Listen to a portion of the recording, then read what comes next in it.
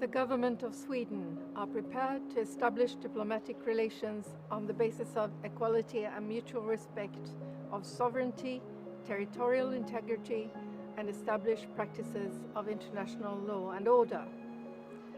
These are the words from a telegram sent in January 1950 from the Swedish Minister for Foreign Affairs, Östen Undén, to his counterpart, Zhou Enlai.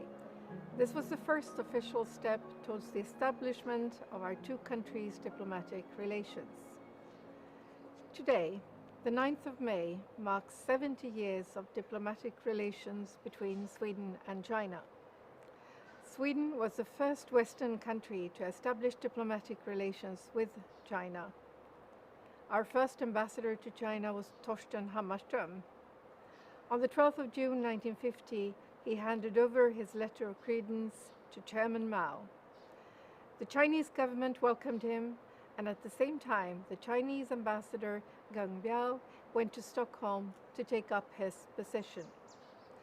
We can proudly say that since 1950, we have built and developed a solid bilateral relationship. But our connections have deeper roots. Sweden and China's trade connections started already in the 18th century. Our trade has throughout centuries benefited from an array of Swedish companies which are well established and successful in China.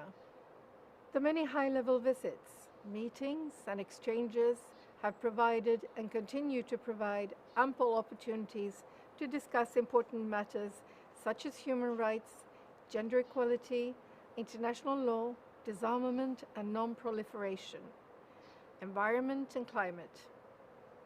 Cooperation has flourished in the fields of education, research and innovation, health, tourism, culture, corporate social responsibility, and on how to build sustainable societies.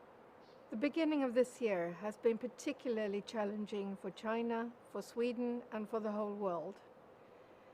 We have faced and are still facing a pandemic that affects everyone, everywhere. When the news of the outbreak in Wuhan earlier this year reached us, Swedish companies took immediate action to support the affected.